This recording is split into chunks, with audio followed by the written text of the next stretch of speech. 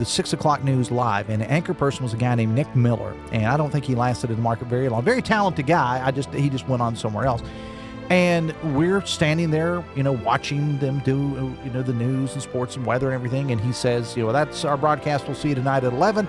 CBS News is next. Good night, everyone. And then, you hear the director and the camera, all right, we're clear. And he gets up and he walks away from the desk, and he's got a sport coat on and a jacket on, but he's wearing shorts. Yeah. As he walked away from the and I just remember thinking then, because I was always been a news geek. I was always watching TV news when I was like 6 or something. I was like, it's all been a lie. A few shows ago, someone said, where's Hoppy's music? Oh, I forgot about that. Well, you don't have to do that. It's okay. Oh, no, I'm doing it. Because it's not the same song. Oh, really? You have a new song? Someone submitted this song. Oh, I hadn't heard it. We got a Hoppy song? Can you hear it without headphones? I can. Okay. That's all right. Just go ahead and play it. I'm sure it's wonderful. This is the opening to Hoppy's Obvious Observations. He's hearing it. Brad's hearing it for the first time. Let's do this. I haven't heard it. Yeah, that's what I said. Oh, okay. He's hearing it, and Brad's hearing it for the first time. How is your hearing? I'm sorry, what? Here we go. He's got thoughts that sound brand new, but they're things we already knew. He's got his lip balm ready, heaven knows. Let's make it quick before his bladder blows. Hoppy's obvious observations. Hoppy, take it away with your obvious observations. Oh, and Ryan, we talked about this without you on the air yesterday, that you supposedly had the inside track to all the good candy for maybe to stash some of the stuff for us. Only after trick or treat. Right. Ron finds where it is after. I don't mess with the candy supply, but in that brief period where there's candy in the building between trick or treat and the Christmas parade, right, I try to keep tabs on where it is. Well, so have you located this? No. Give him time. That's what I'm saying. Give him time. Okay. Right. It's like a treasure hunt every year. I most of the time it's in the room off to the side of the front desk, but sometimes it's been in like supply closets up in the second recording studio near the Metro News. So sometimes like in the back of the toilet, in the reservoir. He's found them everywhere. So when you find this candy, you'll remember your old pal Dave. No. And your immediate supervisor, Coop, correct? Coop, yes. Yeah. Huntington, you know who they play?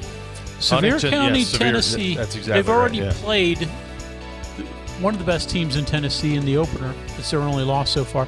This is also one of the best teams in the state of Tennessee. So I don't know what they're going for, a CFP playoff spot or what they're trying to do down there in Huntington, but they're challenging the heck out of themselves. Does it ever feel like 24 years? Do you ever sit back and think it feels like, sometimes I can't believe it's been 24 years, and I just think it feels like it's been a lot less. And then there's other times I think, yes, it's only been 24 years? Yeah, same thing. I would love to go back, and I don't think I have I know I don't have any way of doing it. No, I don't want to go back and hear the first show. I would. I would too. I would love to go back and hear show number 1 of year number 1. We had different producers. We weren't on video. Right. A lot of things have changed over 24 years. But yeah, sometimes I think I'd like to go back and say, you guys never got any better at all. So as he approaches the tee and blasts one, a low line drive. It's going to be Tyler on the return now. And Tyler up the middle, trying to break a tackle, gets outside, look out, another big play, Tyler down the sideline, he will score, touchdown Frankfurt, they answer right back.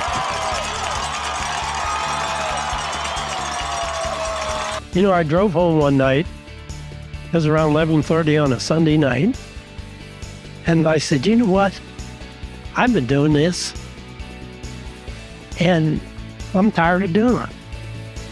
And I felt the program was slipping. I just felt, hey, you know what, it's time for a younger guy. People said, did I miss football? I was busy and I didn't miss it. No, I missed Saturday. I'd go to the game and, I'd just sit up there and kind of wish I was going to do this or that. But I didn't miss all day Sunday. I didn't miss all day Monday and all that preparation.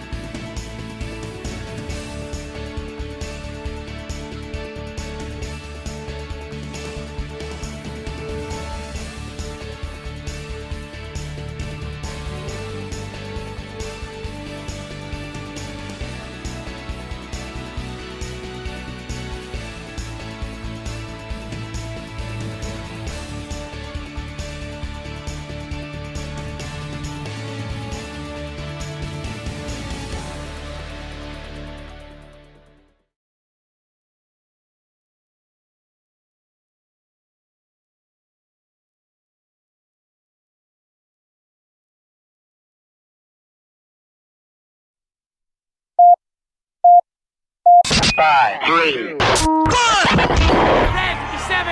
Red 57! Hot! I don't believe what I just saw. Bill McKenzie kicks a 38-yard field goal on the final play of the football game. 5 seconds left in the game. Do you believe in miracles? Yes! It is a great night to be a Mountaineer wherever you may be. From the home of the state's land grant institution, inside the Health Plan Studios, in the Dale B. Miller Building in Morgantown, it's time for the state's most listened to sports talk show. This is the CityNet Statewide Sports Line. CityNet, cybersecurity experts for the digital age. And now, across the state of West Virginia and beyond, Sportsline is on the air. And we welcome you in downtown Morgantown, Metro News Radio and Television Network Studios, 23rd day of August, 2026. It is the Sunday Night Sportsline. Travis Jones along with Greg Hunter with you until 8 o'clock tonight as we break down another week of sports in the Mountain State. Turn our attention to a big week coming this week. Of course, it is the official start of high school football in the state of West Virginia, and the first game will be right here on our airwaves. It is the kickoff game presented by the WVSSAC and the Army National Guard. It'll feature a pair of top 5 preseason class single A teams as Clay Battelle and the Cameron Dragons will meet up out in Blacksville. Coming up on Thursday night, we'll have TV coverage on the Metro News television app with, I believe, the pregame show around 6:40, kickoff just past 7 o'clock to get the high school football season underway on Thursday night. Full weekend of games coming Friday into Saturday, high school-wise. College football also starting this coming Saturday. We'll talk about that more coming up. Travis, I was thinking about that kickoff game on the high school side, and I'm trying to remember how far back Metro News has done that. And I've attended a number. You guys have done a great job with the broadcast, and we've often done Sportsline sort of as a pregame show prior. And it was Fairmont Senior Robert C. Byrd. Was that the first one? I don't know if it was the first one, but I remember that one distinctly. And I was thinking back of all the players and quality players that have participated. But if you look at just Fairmont season, in that game alone. Yeah, I mean, there are 2 NFL guys that were on the field that day for the Polar Bears. So, I mean, and you can go through, I'm sure, the list better than I, but, don't always think of it during the moment. But if you look back on the quality of players that have participated in those games, Morgantown, Parkersburg, number of years ago. Now, I remember Britton Strange was a member of the Big Reds, didn't play that day because he was injured. But again, there's another NFL guy that was on the field. So, I mean, it is amazing the talent level that is participated in just that one game that Metro News has been able to broadcast. So you're making a prediction that some lucky student athlete at Clay Battelle or Cameron will be playing on Sundays one day. I'm not saying it's not possible. Now, these are smaller schools. This is the reverse jinx. Yeah, right? These are smaller schools than others, but both quality programs, especially last year. So not saying that it's not possible. Always entertaining games, but certainly a bunch have had quality individuals. Yeah, and basically to kind of let our listeners behind the curtain on the selection process and who gets picked for this game. What we do is once the schedules are cemented, we take a look at the week 1 schedule, try to find some competitive games, and then we do like to, we've done big schools, we do like to do the little schools as well to give them a little love, and the schools in between. But the other, part of that is the schools have to be approached and they have to agree to move their game to Thursday night because, these games are always scheduled for Friday. So, there's a lot of string pulling that has to be done behind the scenes to get this done. So we're looking forward to it. Clay Battelle's got beautiful facilities. They've put some money into their facilities out there in Blacksville. So looking forward to showcasing that on Thursday night as well, and hopefully we get we've done this a lot, and more often than not, we don't get a competitive game because it's just, it's like anything else. It's hard to predict, from one year to the next who's going to be good. But, hopefully we'll get first and foremost, hopefully we get good weather. Yeah. We've had was it a Hoover nights, game? It was Hoover not long ago, Hoover and Independence that, we didn't I don't think we saw a snap of football that night. So anyway, hopefully weather's good. Hopefully we have a competitive game on Thursday. We've got a full slate of games for you all season on the Metro News television app. Some of those that we will produce ourselves, others that we just take feeds from other places. I know that when we put up our Metro News game of the week schedule, if you will, there was a lot of misunderstanding, I think, from fans on which games we can and cannot broadcast. If your school already has an existing video contract with somebody, which most of them do at this point, we have to work around, kind of skate around those things. So that's why at times it looks like our list might be a little northern heavy, or there's a couple of teams on there, more than once. That is why. It's not because we try to ignore the Panhandle. Or Southern you're West just Virginia, favorites. I know. It's there is thoughtful decisions that go behind each and every game that we carry, and also there are contracts that we have to. It should be another great high school season. Yeah, looking forward to it for everybody. And we've said many a times it's the most popular show that this network carries. So that'll tell you the interest of high school athletics in the state of West Virginia. Yep, game night back Friday night with Fred and Dave. That's what Greg is referring to. So all the scores from across the state beginning on Friday night 7. Hard to believe it's here.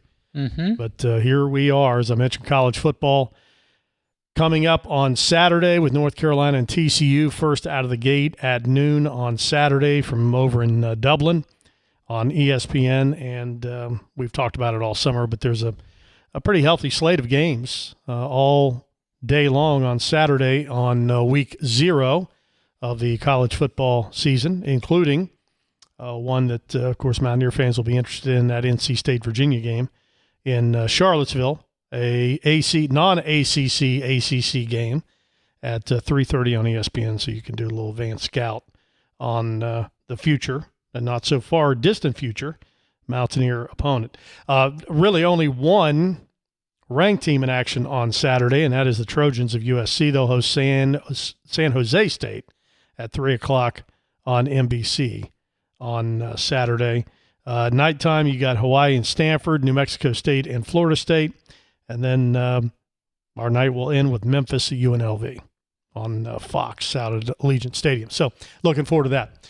Mountaineer-wise, Coach Hunter has gone through let's first say 1 week from tonight is Prediction Show 2026. So mark it on your calendars. Next Sunday night, next Sunday night, Greg and I will be unveiling our prediction for 2026, and then we'll start taking yours and do so right through the 8 o'clock hour on text, phone call, any way you can get a hold of us, Twitter, Honing Pigeon, any way you can get your prediction in. We'll do that next Sunday night. And tonight, we're not doing predictions, but we are doing, how about Coach Hunter went the extra mile. Not only going to give you a 2 deep tonight, he's going to give you a 3 deep tonight. 3 deep on the punter.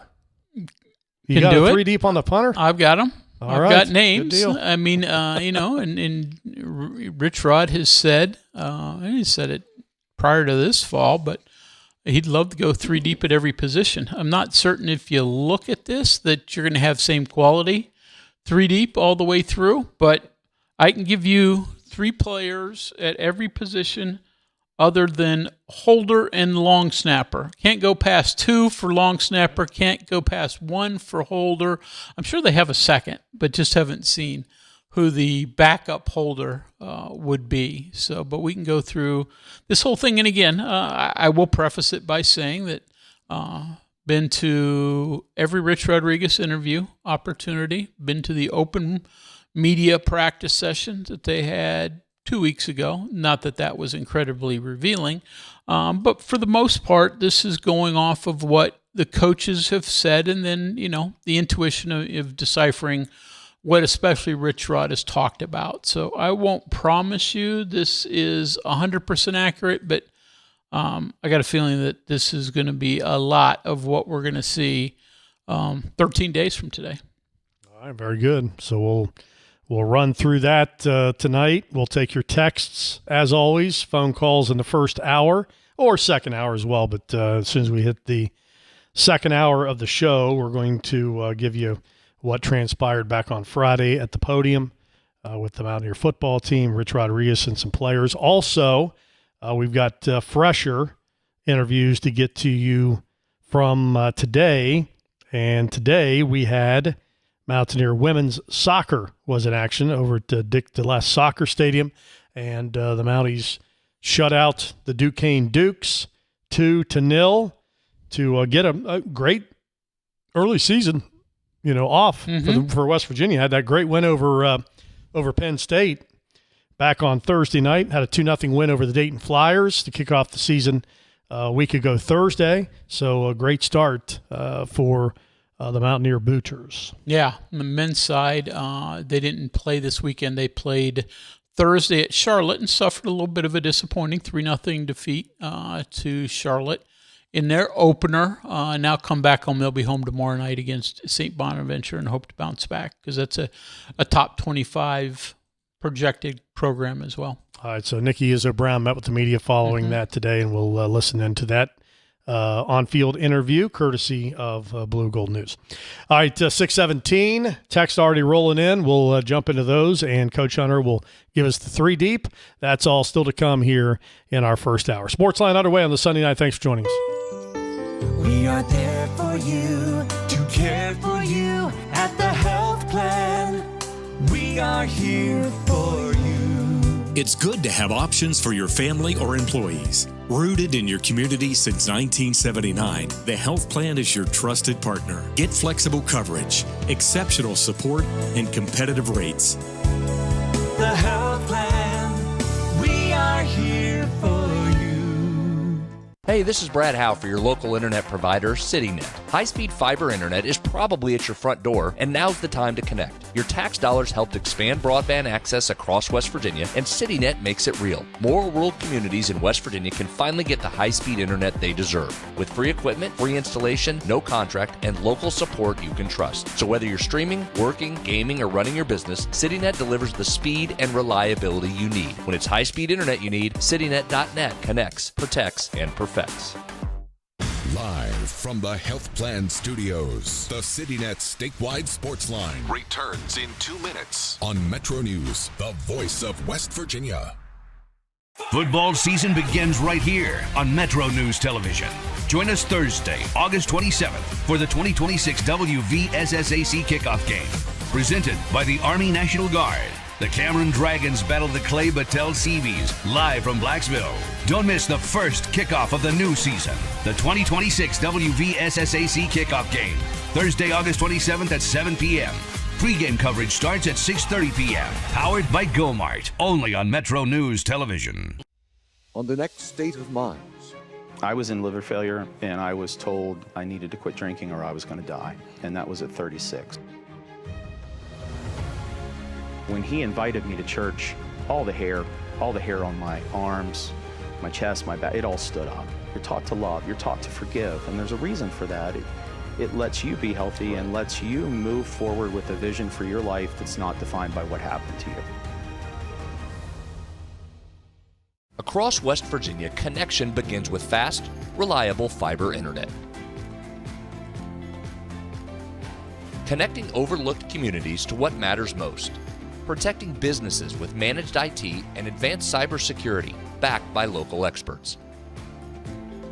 Perfecting technology experiences while investing in West Virginia's future. CityNet, built and supported by West Virginians, for West Virginia. It's our 23rd anniversary, and to celebrate, we're having a huge anniversary sale all month long on all Toyota trucks and pre-owned vehicles. We've discounted over 100 pre-owned vehicles this month, most of which are local one-owner trades. Great deals on all our Toyota trucks, and with over 90 in stock, now is the time to get yours. From our family to yours, we want to thank you for all the support over 23 years. Giancava, Toyota World in Fairmont. Shop the world.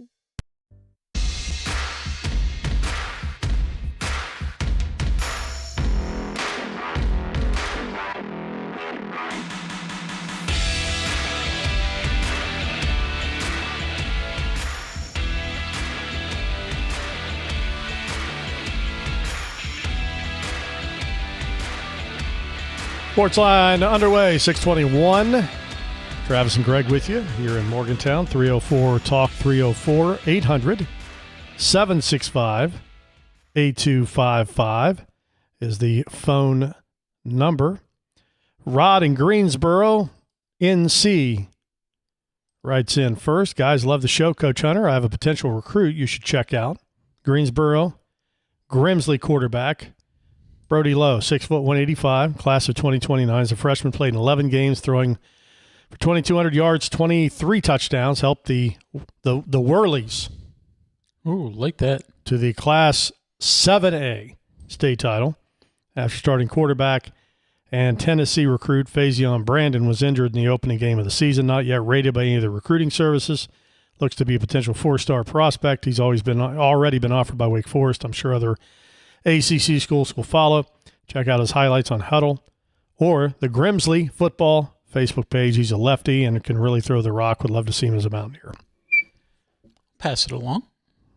Very good. West Virginia's getting players from the Carolinas lately. That used to, for most of the time wasn't a major recruiting hub, but over the years have gotten some, and that number's increased. So I'm sure they'll go down there looking for anybody and everybody.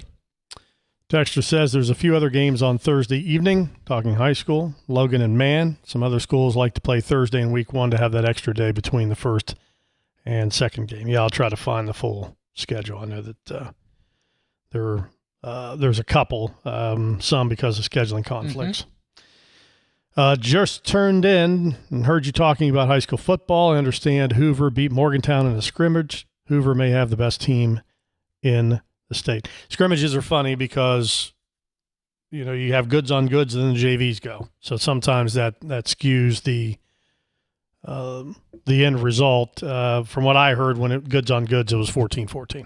Yeah. Well, so Hoover's good. Hoover's going to be good. Morgantown, remember, they as you and I were talking before we went on the air, a lot of expectations, but they also lost a lot from a year ago. Yeah, obviously their quarterback in Maddox Twig is one of the best, if not the best in the state, but they do have a lot of holes to fill from that team that won the Quad A state championship. But, I'm not going to take anything away from Herbert Hoover. Joey Fields is, for the last, you go back a decade, they've been one of the best teams in their class.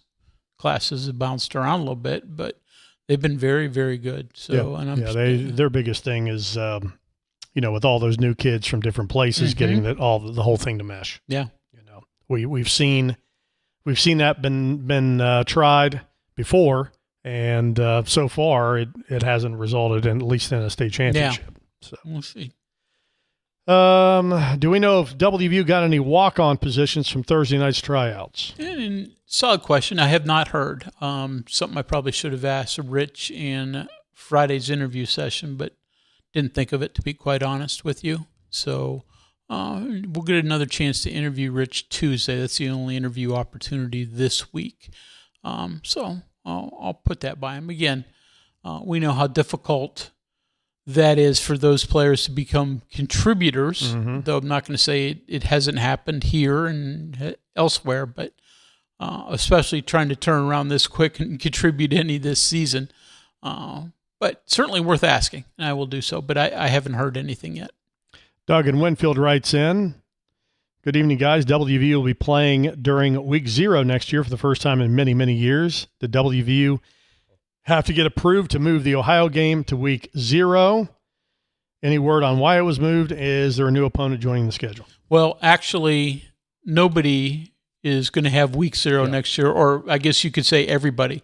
The NCAA has approved a change to their schedule where everybody is now going to be able to play week 0. West Virginia sort of beat it to the punch by a week or so in announcing that Ohio game is moving up. But no, again, the season will now start on what we currently think of as week 0 for anyone and everyone. So you probably won't even call it week 0 in the future. You'll just call it week 1. And the season will now expand to 14 weeks every year through the fall. And so you're going to be able to have 2 open dates. The word times, it could be 14 weeks, sort of depending on how the calendar would fall. But there were some years where you only had 13 weeks between the 1st of September, I guess it is, and then Thanksgiving. Now there's going to be room for 14 weeks every year, and thus 2 open dates. And like I said, everybody will start on that week 0. Funny, you like that? Yeah. There's expand the season too much. No, I don't mind it. You and I talked, I think, a couple of weeks before that happened about West Virginia playing on week 0.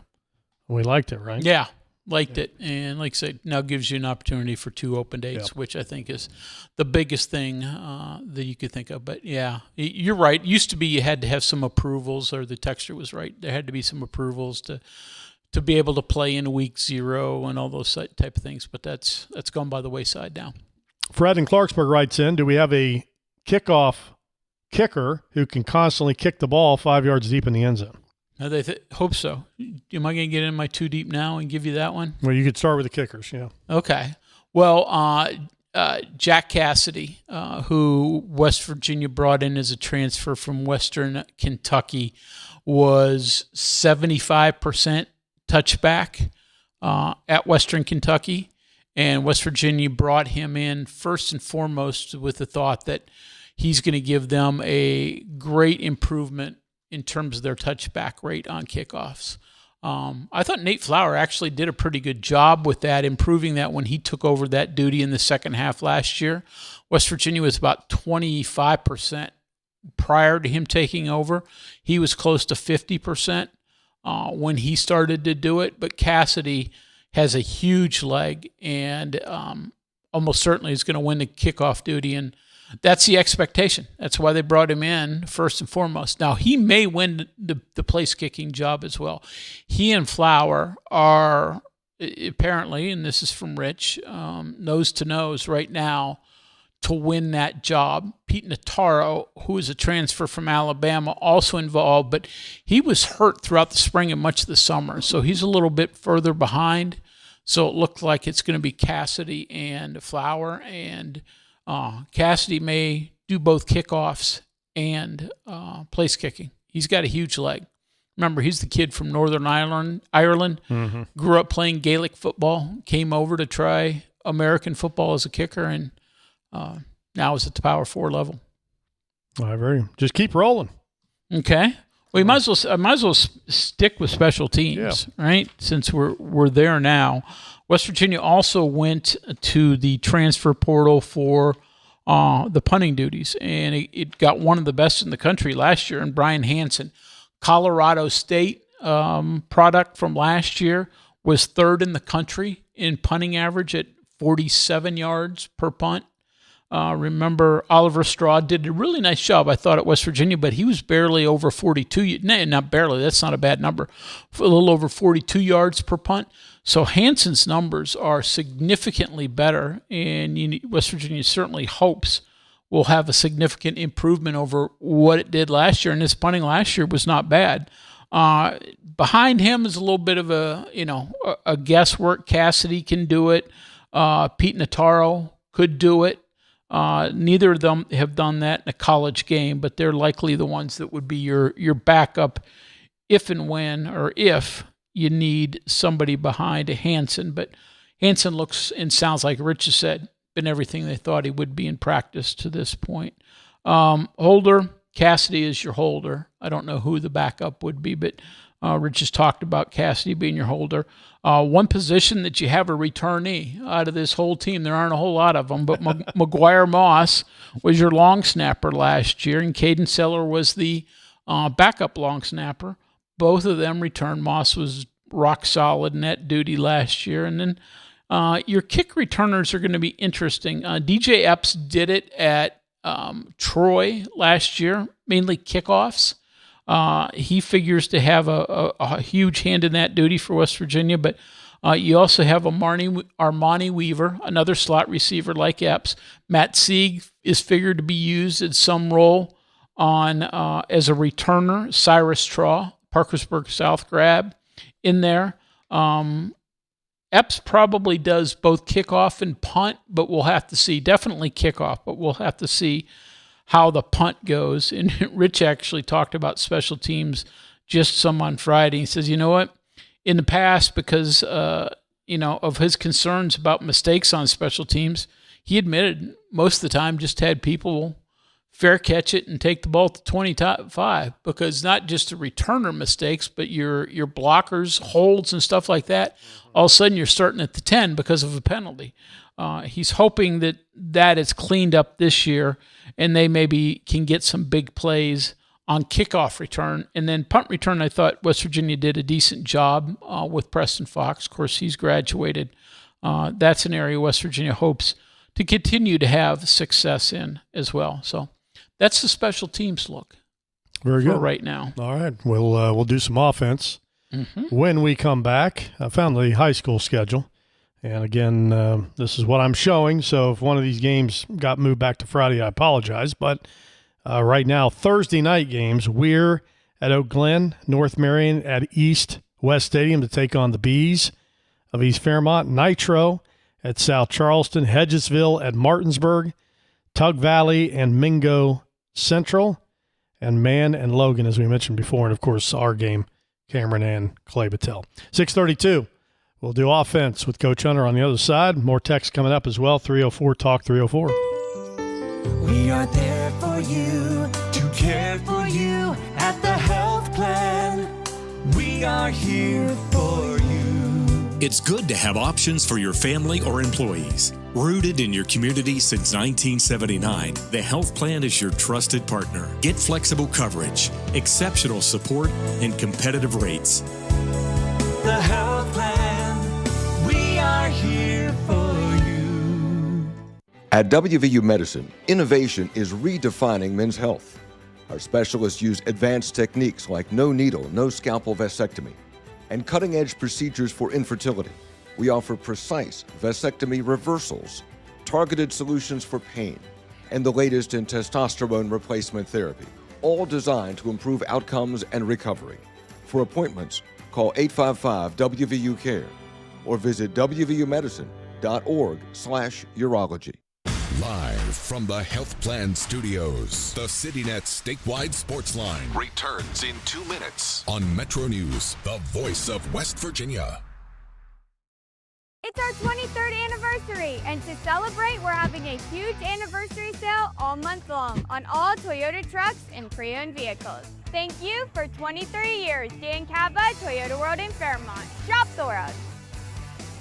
In 1914, the same year the first commercial flight soared and the Panama Canal opened, Greer Industries was born. Herbert and Agnes Greer began in Morgantown, West Virginia, striking the first pick into the limestone formation that would become the backbone of one of the state's great industrial legacies. From the roads we drive on, the buildings we build, and the communities we serve, Greer Industries has been delivering quality for decades. At Greer Industries, we've been improving lives for more than a century. Leading the efforts to build a stronger West Virginia, the High Technology Foundation has a proven plan to strengthen and diversify our state's economy. The I-79 Technology Park's high-capacity infrastructure continues to attract advanced federal operations that are driving economic growth. This keeps our young, educated residents in the state and brings West Virginians home. The High Technology Foundation, building a stronger West Virginia. Learn more today at WVHTF.org. I think many people have a misconception that all that we do is infertility care, and that's not the case. Reproductive health matters whether or not you're trying to conceive. So we can be dealing with endometriosis, ovulation dysfunction, PCOS. You're getting linked up with all the specialties that you need to optimize your care. And being an advocate for your reproductive health is important. The most rewarding times that I have is when I'm empowering people to take control of their health. The best selection of WVU apparel is at Daniel's Men's Store. Exclusive designs you won't find anywhere else. Stylish, sophisticated, and unmistakably mountaineer. Shop in store or online at danielsofmorgantown.com. Football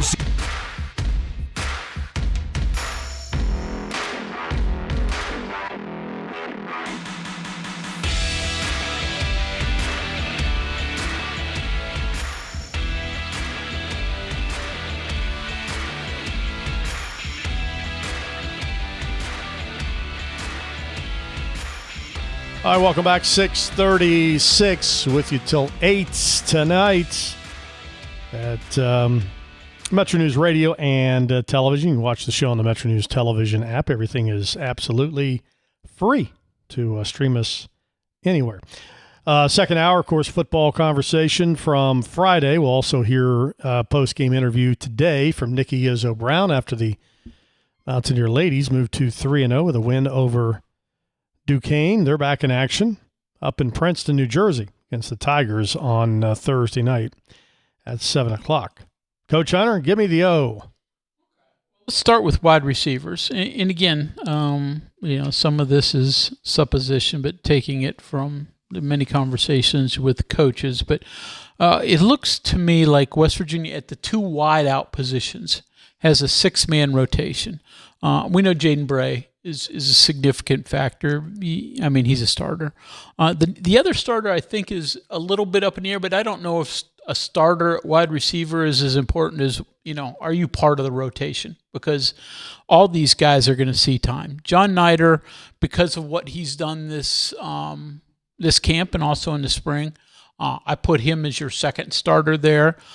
Prince Strawn, probably even more talented, but he's had injury issues just now, sort of getting back on the practice field.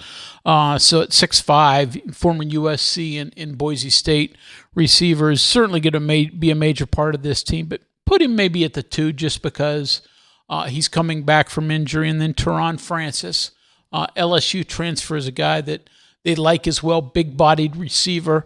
But again, he's younger. Played in just a few games as a true freshman last year at LSU, moving up. Nider played a ton at UConn last year, was really good. So those are probably your those are going to be your top 4 receivers, but not far behind them. A guy we mentioned it on special teams, but Rich mentions him all the time in terms of Cyrus Traw. Is a guy he's going to see action in return. He's going to be on every special teams you probably can imagine, and he's probably also going to get significant time at receiver as well. Mountaineers like him a lot. And then a junior college guy that has made an impression on them, and they knew this when they recruited him because he's a speed guy, in Keon Hutchins. Fastest receiver they have in a big play opportunity there. So I'd say those 6 are your rotational pieces right now. At wide receiver. Some of those guys can also move inside to slot, and they've practiced in there on occasion. But DJ Epps is your main slot receiver. Armani Weaver, a redshirt freshman, they like a lot. Little guy, sort of a traditional slot, also is in there. He and Epps are your 2 traditional slots. And then Kedrick Triplett, also a junior college transfer, would be your 3rd slot right now. And then in the backfield, I'll say let me ask about receiver real quick. Sure. Any of those guys surprise you / disappoint you in where they slotted in? No. I think you hoped Prince Strawn would be healthy the entire camp and would be ready to solidify himself. If you're going to look disappointment-wise, that would be one. But, that's just a health situation. But he's healthy now. So at least he should be fine by the time the season opens in a couple of weeks.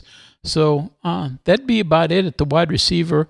It is when you quickly start looking around, you go, well, they got 15 wide receivers, but you get down to it, you probably got 7 or 8 that ultimately can play at a high level that, according in the Rich Rodriguez theme, is guys you can win with. There's some good young freshman receivers they like a lot, but just doesn't sound like they're ready. Malachi Thompson, I think, is going to be a guy that's going to be really good for them. We've heard him talk about Landon Drum, all these true freshmen. but that's probably not something that happens certainly early in the season. And it may be 2027 before those guys are a factor. Backfield, I think we've talked about a ton, but I think everybody knows. Michael Hawkins, if you'd had to say today, Hawkins would be 1, Scotty Fox is 2. Maybe the biggest question for me is 3. And listening to the coaches, Max Brown is an experienced quarterback, but Jaron Hughley is a true freshman that has impressed them with his playmaking ability. Is he ultimately your 3? I think that's the question that would need to be answered. Fox is close enough. He's still making a push, but I think as the season started today and listening to coaches, it's in reading between the lines, it's Mike Hawkins. The only fullback on the roster, there's only one, and Caden Luke. They like him, and he'll be a role player at the fullback position for them, and he'll be leading the way.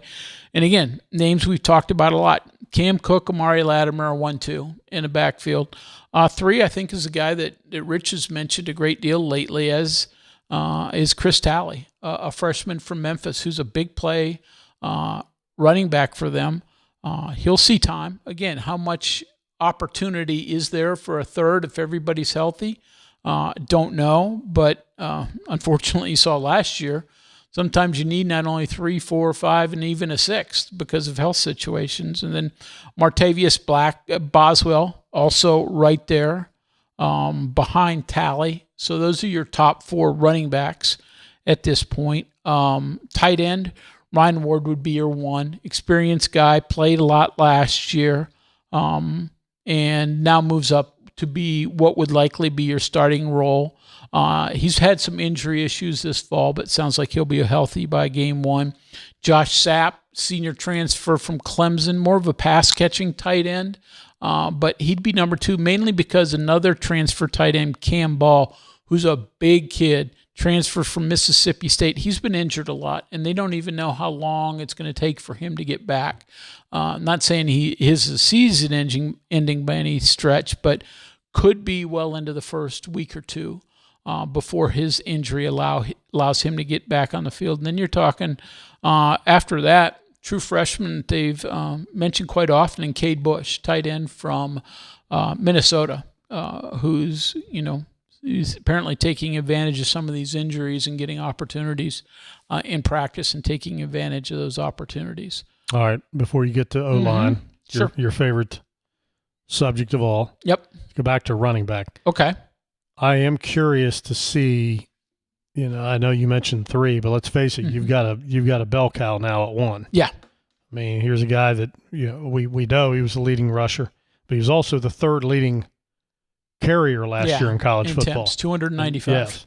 So how do you think that looks? You remember back to, Rich, when Rich had a stud back in Steve Slayton, there wasn't a whole lot of carries for the 2. Yeah. Much less a 3. Yeah, go even right before that with Avon Coburn, who got 325 carries, I believe it was. So he'll feed your 1. Now, you do have to be a little bit careful, especially in today's world, to keep him healthy and not overuse him. But I would agree with you. As long as as long as Cook is healthy and rolling, you keep feeding him the football and probably don't get too deep into this. I think Latimer is going to ultimately get his share of opportunities, but Cook's your 1.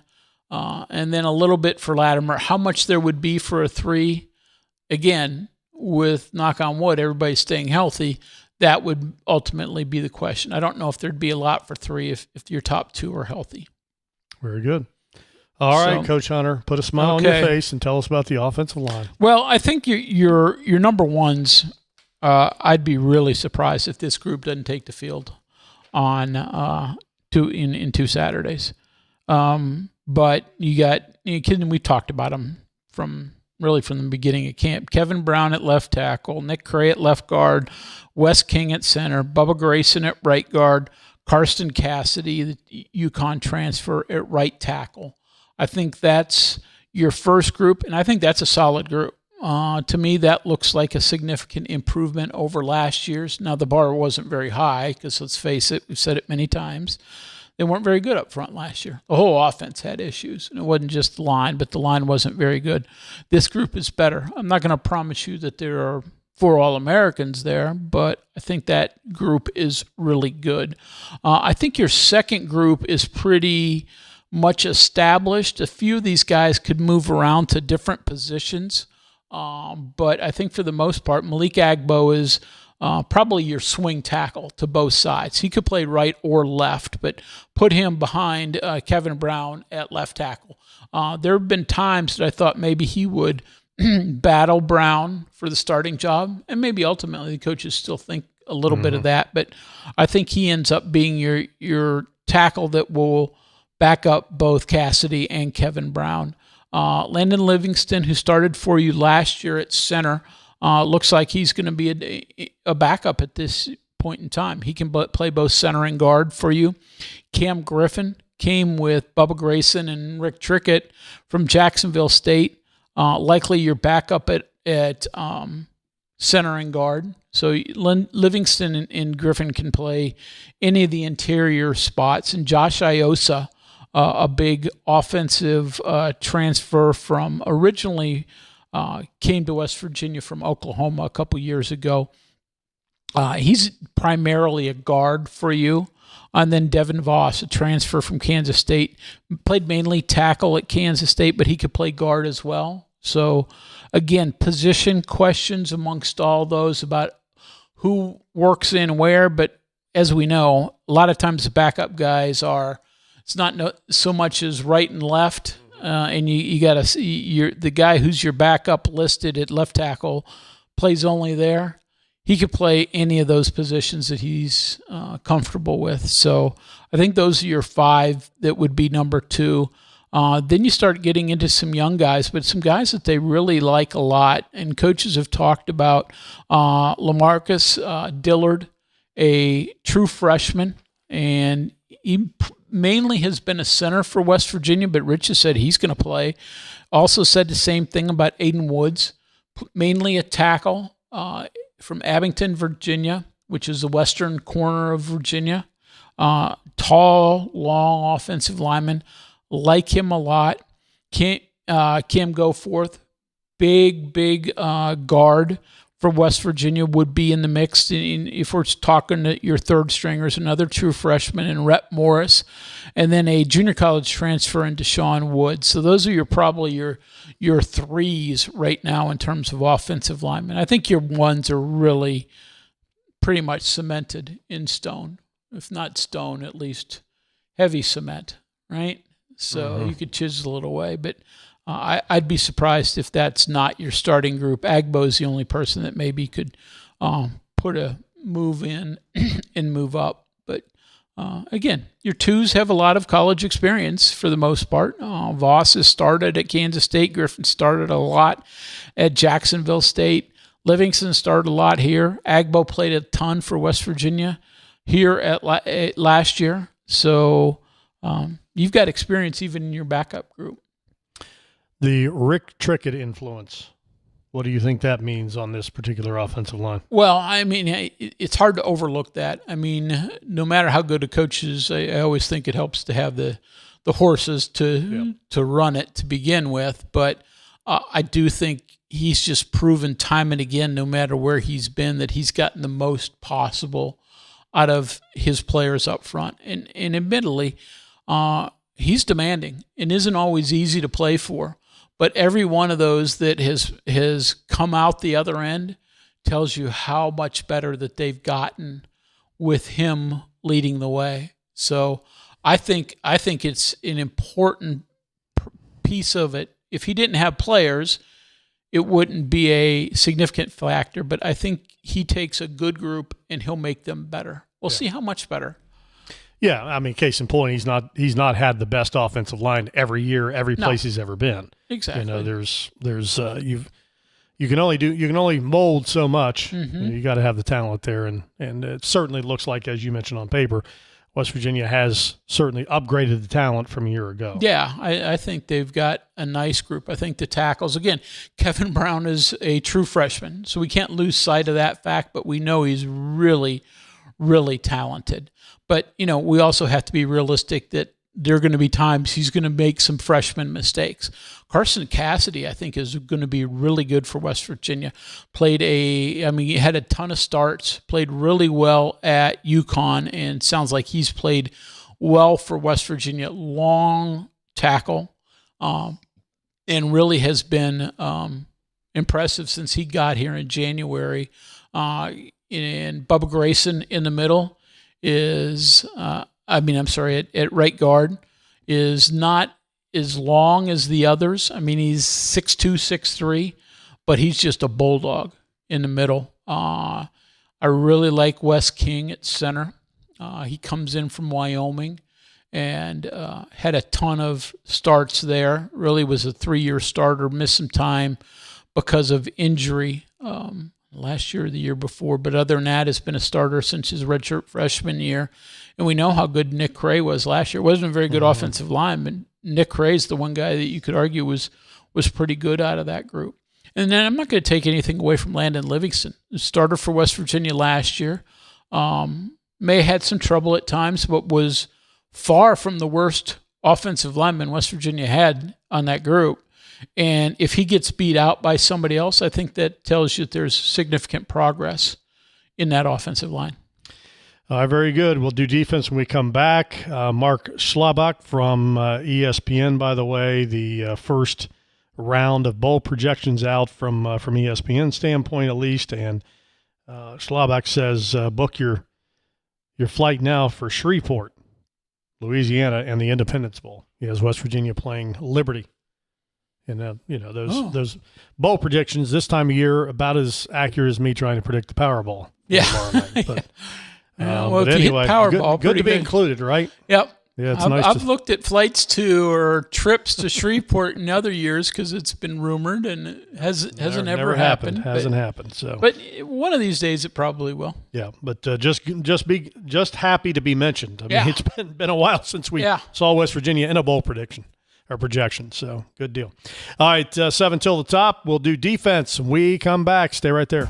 Hey, this is Brad Howe for your local internet provider, CityNet. Fiber is now at your front door and even in rural areas and communities across West Virginia. Thanks to broadband expansion funding, your tax dollars helped make it possible. And CityNet turned that investment into real connections for local families and businesses. Now, you can get blazing fast fiber internet with free installation, free equipment, no long-term contract, and local customer support that's always close to home. Don't settle for slow or no internet for another day. When it's high-speed internet you need, CityNet.net connects, protects, and perfects.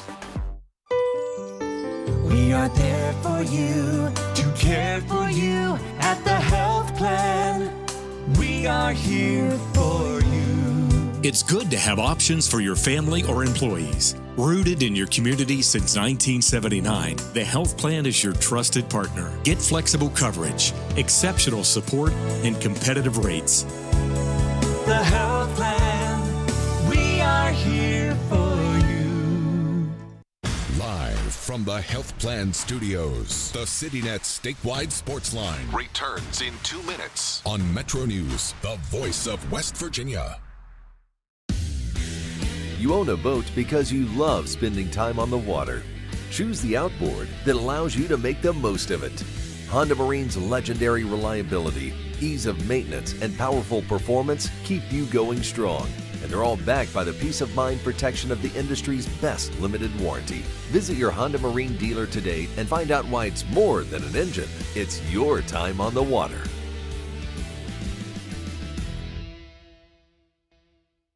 In 1914, the same year the first commercial flight soared and the Panama Canal opened, Greer Industries was born. Herbert and Agnes Greer began in Morgantown, West Virginia, striking the first pick into the limestone formation that would become the backbone of one of the state's great industrial legacies. From the roads we drive on, the buildings we build, and the communities we serve, Greer Industries has been delivering quality for decades. At Greer Industries, we've been improving lives for more than a century. A lot of patients come here without much hope, and I think we can give them hope. We offer a full spectrum of interventions suitable for every kind of person that walks through our door. We do absolutely everything we can to help you achieve your family building goals. We're Panhandle Cleaning and Restoration, and we're gonna save you. You've got it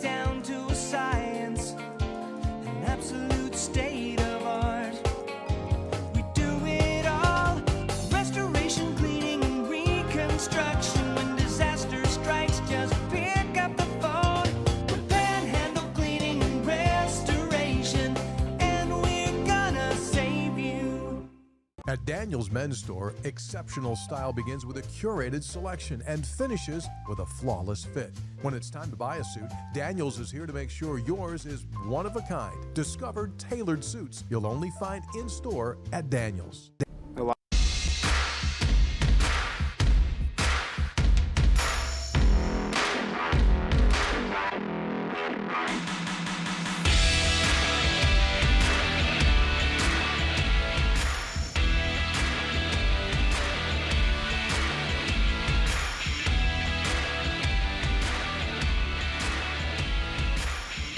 All right, welcome back. It is 4 till the top. Sportsline continues as we roll on. Greg from Lake Norman says, Greg says, got to admit I don't pay much attention to recruiting, but the Greensboro texter who was talking about the Grimsley quarterback made me wonder about Ethan Royal, the quarterback here in Lake Norman who recently committed to Marshall.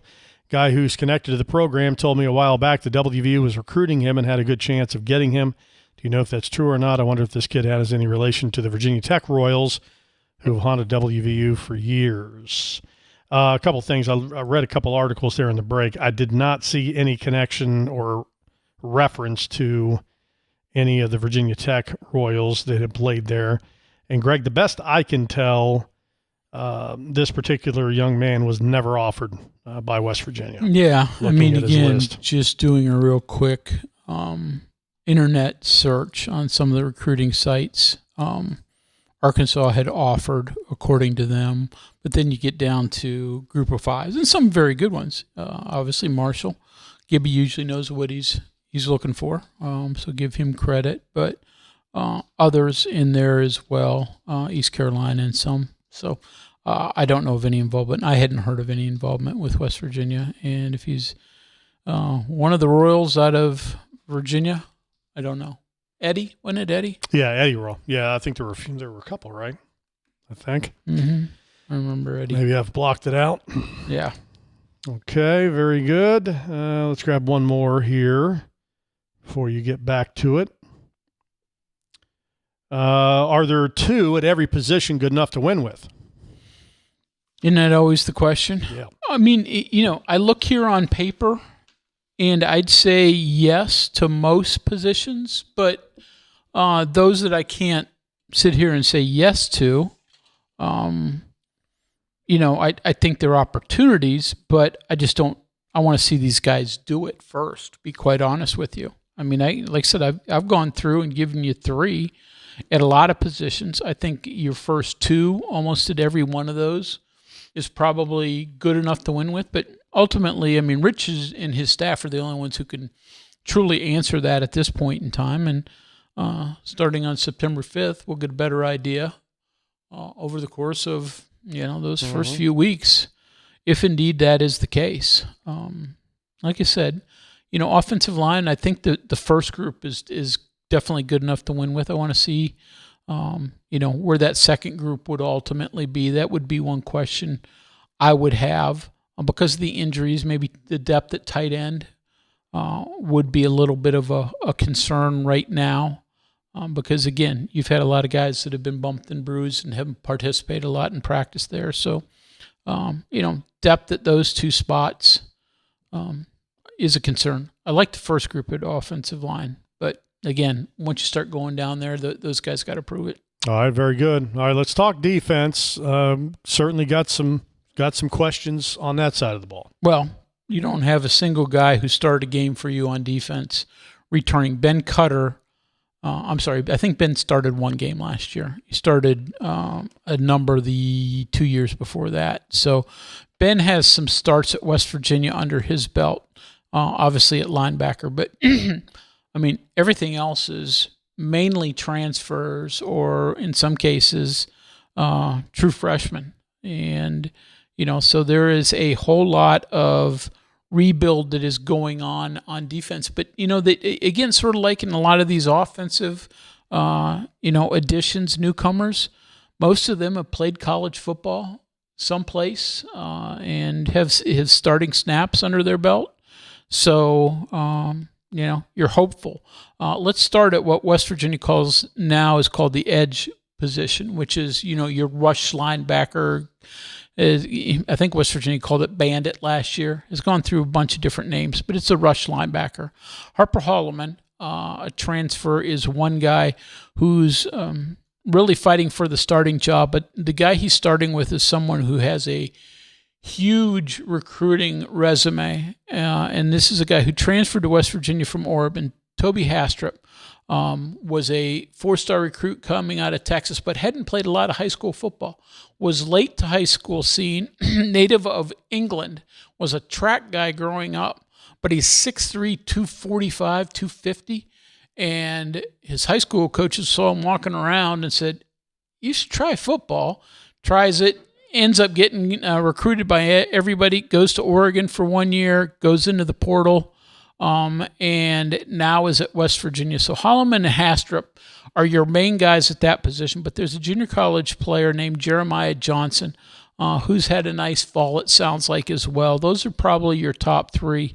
West Virginia rotated actually 4 at that position at times last year, so that's certainly a spot where they want depth because they'll use depth over the course of a game. Your interior defensive linemen start with 2 guys who do return for West Virginia and saw a good bit of playing action in the past, though neither of them started. Nate Gabriel at nose guard, Corey McIntyre at tackle. Like I said, played a good bit last year. Nate Gabriel even played a bunch the year before that as a true freshman.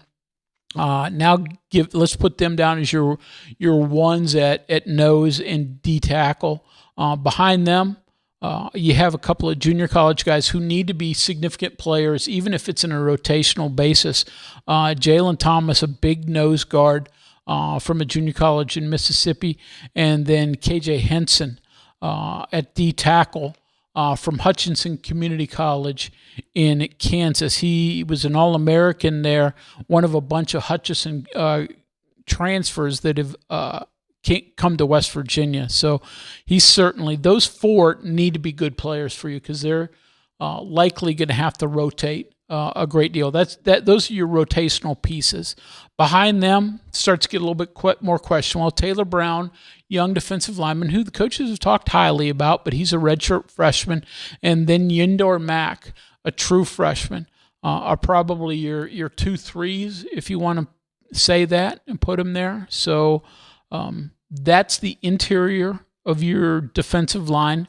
Defensive end, you get a transfer coming to West Virginia from Coastal Carolina. First game out of the gate is against his old team. It's Zeke Durham Campbell. Has been really a rock-solid defensive end at a couple of different spots along the way. Now at West Virginia. Then comes another Hutchinson transfer kid that looks really good on the hoof, and Darius Wiley, big defensive end. And he certainly, however, even if he doesn't start, will play probably just as much as Durham Campbell. Those 2 figure to rotate at defensive end. And then your third defensive end, at least the way I figured it, is the Canadian college transfer in Emerson Joy. Again, long, good-looking kid, but certainly behind the other 2 just because he's got to familiarize himself with Power 4 and American-style football, not just teaching him that they're 4 downs instead of 3, as Rich kidded about the other day, but just the physicality of it is a little bit different. Your 2 inside linebackers, West Virginia calls them Mike and Will, but they're almost interchangeable in a lot of ways. There's not a whole lot difference in how West Virginia's scheme plays these guys. But Ben Cutter at the Mike with Ashton Woods, who played a lot for West Virginia last year before injuring his shoulder at BYU. But put those as first and second string at the Mike. Isaiah Patterson, a transfer from UNLV, good-looking kid as a 3. Your 2 will linebackers, at least in my book, are 2 kids that have transferred and have played Power 4 football before. Tyler Stolsky started his career at Minnesota, played last year at Florida Atlantic. He's a guy who's played a lot of football in his time and started a lot of games. Malachi Hood, starter last year at Illinois, is transferred to West Virginia. Those guys are, I'm not certain who ultimately is your starter at the other linebacker, but, alongside Cutter, but those 2. And then a young guy that the coaches really like that's going to see action, certainly special teams, but likely on a lot of defensive packages as well. Cam Torbor may be a linebacker of the future. We talk a great deal because 6'4", 250, runs incredibly well. From the state of Alabama, but grew up a basketball guy mainly. Didn't start playing high school football until later in life. Dad played in the NFL. So once he took to football, it only took him a short period of time, and now here he is at West Virginia as a redshirt freshman, really pushing for significant action. Cornerback is a little bit interesting, and sort of some guesswork as to ultimately how this depth chart's going to shake out at corner. Nick Taylor, a returner from last year, played mainly safety for West Virginia last year, but he's a natural corner. He's moved back over to corner, and he's a guy who's very much there. And Chalmers John, a transfer from Georgia State, is another corner, big corner, 6'4", 210, as big a corner as you'll really ever see. Put those as as your two starters at corner, though. That's a position where you could have a few guys who could also factor in there. Damon Allen, Day Allen, is a junior college corner, again, from Hutchinson, that ultimately also could very much push for a starting job at corner, as could another Hutchinson transfer in Rayshawn Reynolds, and then a Kent State transfer, Jair Ralston. Every one of these corners that I've already mentioned is over 6 feet tall. Most of them in the 6'2", 6'3" range. Ralston is not one of those. They list him at 5'9". I don't know if he's that, but really experienced. Played a lot of football over the last couple of years. Got a lot of starts at Kent State. Guy they like. Doesn't quite have the same size as these others, but is certainly someone that factors in there. And then the guy, I can't list him just yet, but we don't know what Jason Chambers' situation is going to be at West Virginia. The guy looking for the 5th year of eligibility in college draft, so we haven't really talked about it much tonight, but we know that situation even more up in the air now than it was before, as the original ruling has been overturned. So is he going to be able to play as well as all these others awaiting that? Still don't know. But Chambers would factor in at corner at some place if indeed he is eligible. Now the 3 safety spots for West Virginia. Mountaineers call one of them a nickel slot. That's one that plays closer to the line of scrimmage, almost an outside backer. But Jameer Latimer, Amari's older brother, is going to be West Virginia's starter at one of the nickels. Malik Hawkins, younger brother of Mike Hawkins, is his backup. And then Miles Katari, a true freshman. If it were today, you'd have to pencil him in as your number 3. And then your 2 deep safeties, Field and Boundary, from how West Virginia lists them. I put the 2 most experienced guys there. Andrew Podrell comes to West Virginia from UNLV, and then Kamari Wilson was a transfer from Memphis as a starter at those 2 positions. Though Matt Sig is a guy that certainly the true freshman that everybody has talked so highly about. He plays a ton, even if he doesn't start. He plays a lot of defense, a lot of special teams. Could ultimately start for West Virginia, but I think at least for day one, you put the 2 older guys in front of him. Jacob Bradford, a transfer from LSU, is a guy that I think West Virginia feels has a huge future, has had a really good fall. So he's definitely in the mix at safety, even if it's a backup role, but as a guy who plays. And then your number 3's a pair of transfers. DeMar Williams was a junior college guy, good-looking safety prospect. And then Cameron Riddick from Stephen F. Austin, more of a traditional 4-year transfer. Those are your likely 3's at the safety spot. Questions on the defensive side? No, I think you hit it. Again, just a lot of inexperience there in terms of starters, total inexperience in terms of playing in West Virginia's system. So that, to me, if something keeps you up at night, it's going to be more so the defense than I think offensively. They've got an idea of kind of heading in a good direction defensively. I really don't know what to expect. No, I would agree with you. Definitely defense is the biggest question. And when you start talking about do they have the twos good enough to win with. I think your first defense, you start looking again on paper. I go, okay, you start that group out there, you feel like you got a decent shot, but you know you need depth on defense, even more so than on offense, and you need it there as well. But, I'm not saying there aren't twos in there that you feel could be really quality players, but there's fewer twos on defense that I'd say on offense who at least on paper, have the experience in everything else that you want that would make you feel comfortable in entering the year. Again, we'll see what the year brings, but you're counting on a lot of junior college players who haven't played at this level, some transfers who haven't played at this level that are going to have to be contributors for you, mostly on offense. When you look, even the twos, most of them have played college football, Division I college football, and you feel pretty good about what you have in the backup roles there. That's not necessarily the case all over the board on defense.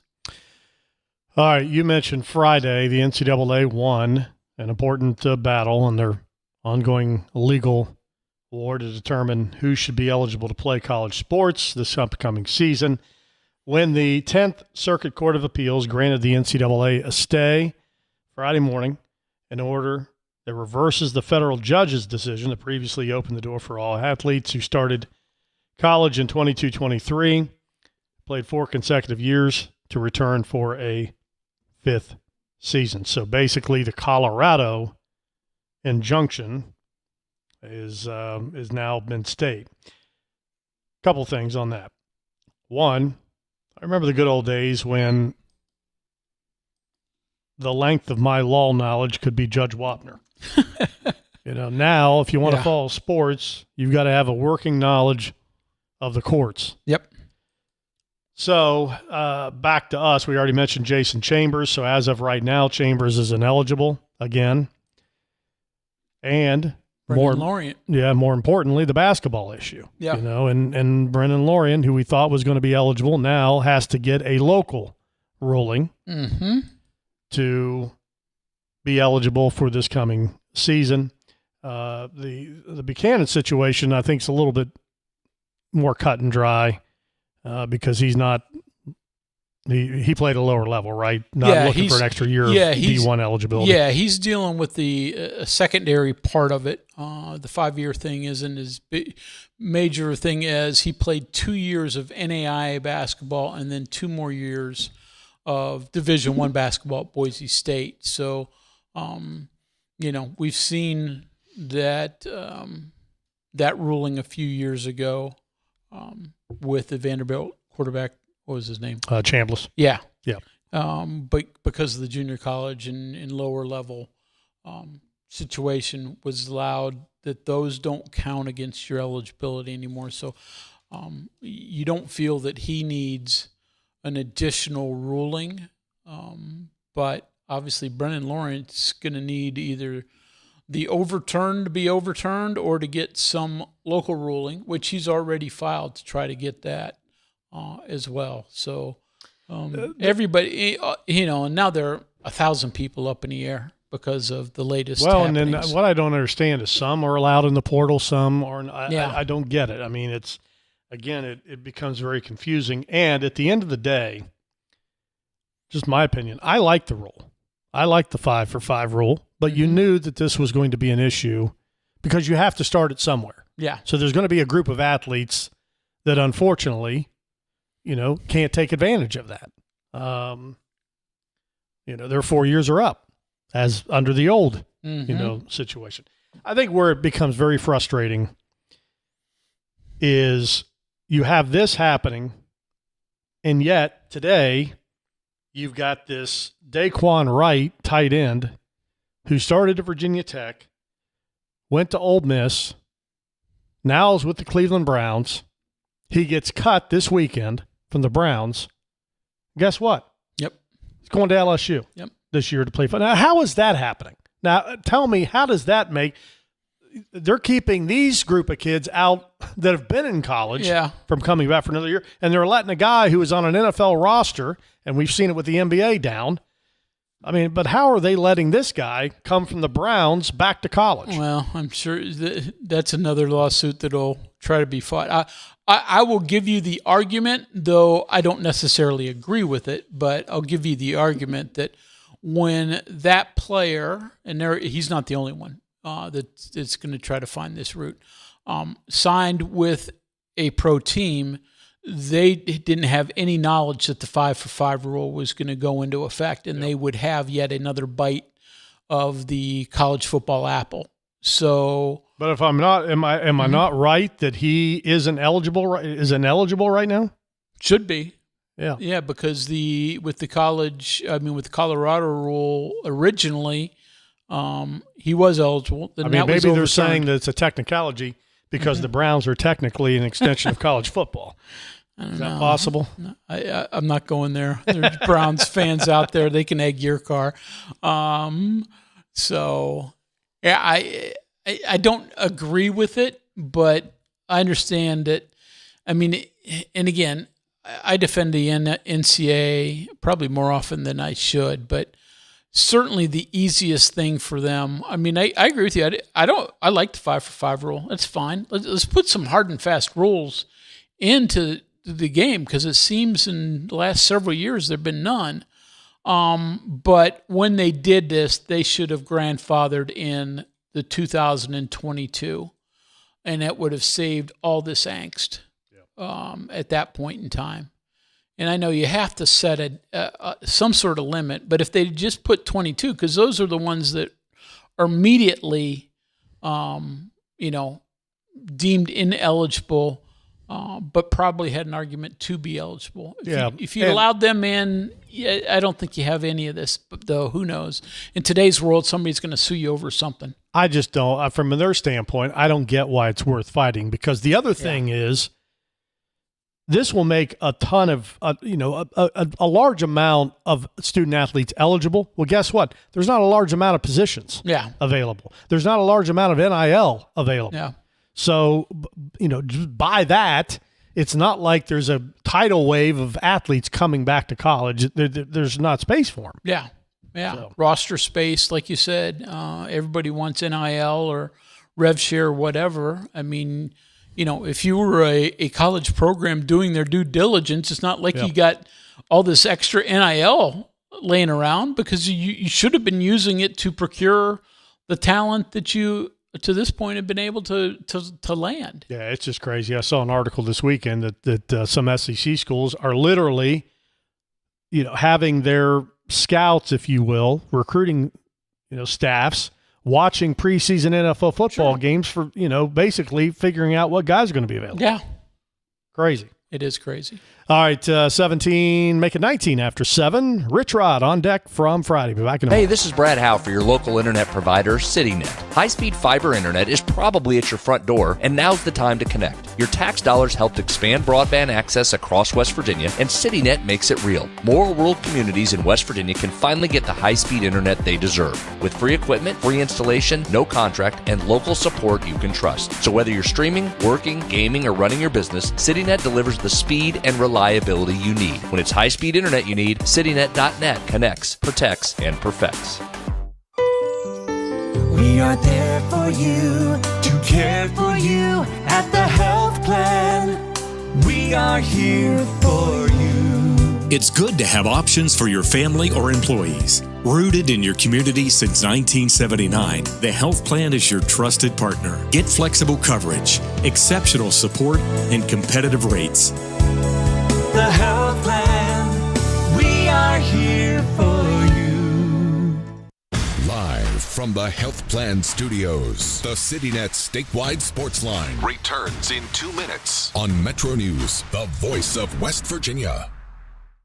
Football season begins right here on Metro News Television. Join us Thursday, August 27th for the 2026 WVSSAC kickoff game. Presented by the Army National Guard. The Cameron Dragons battle the Clay Battelle Seabees live from Blacksville. Don't miss the first kickoff of the new season, the 2026 WVSSAC kickoff game. Thursday, August 27th at 7 p.m. Pre-game coverage starts at 6:30 p.m. Powered by GoMart, only on Metro News Television. On the next State of Minds, I was in liver failure, and I was told I needed to quit drinking or I was going to die, and that was at 36. When he invited me to church, all the hair on my arms, my chest, my back, it all stood up. You're taught to love, you're taught to forgive, and there's a reason for that. It lets you be healthy and lets you move forward with a vision for your life that's not defined by what happened to you. We are there for you, to care for you at the Health Plan. We are here for you. The Health Plan proudly supports our active and healthy communities and has been your most trusted carrier for over 40 years. Log on to healthplan.org for more information. We are there for you, to care for you at the Health Plan. We are here for you. A lot of patients come here without much hope, and I think we can give them hope. We offer a full spectrum of interventions suitable for every kind of person that walks through our door. We do absolutely everything we can to help you achieve your family building goals. It's our 23rd anniversary, and to celebrate, we're having a huge anniversary sale all month long on all Toyota trucks and pre-owned vehicles. Thank you for 23 years, Dan Cabba, Toyota World in Fairmont. Shop the world.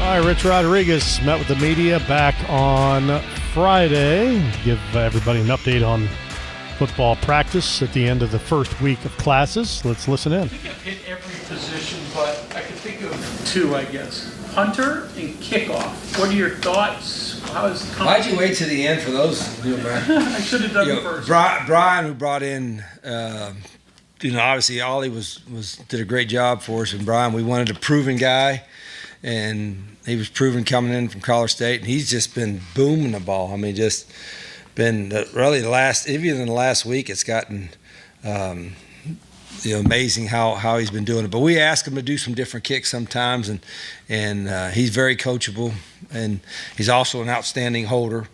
So we feel real comfortable with that. And then we brought Big Jack in for one of the reasons. Obviously, he's got a strong leg, but the kickoff thing, we wanted to try to get somebody that could kick the ball halfway or further in the end zone, and he's consistently done that in practice. Any more clarity on kicker? No, who the starting kicker? I mean, probably Jack and Nate are probably ahead of Peter right now. We did a lot of kicks today. I mean, a bunch of – wasn't live, but a little bit of pressure on them being out there, and it was good at times and it was uneven at times as well. So I think that battle – you'd like for somebody to emerge in the next week, but right now it's pretty close between Nate and probably Nate and Jack right now, and Peter's still catching up to him because he was out for a little bit.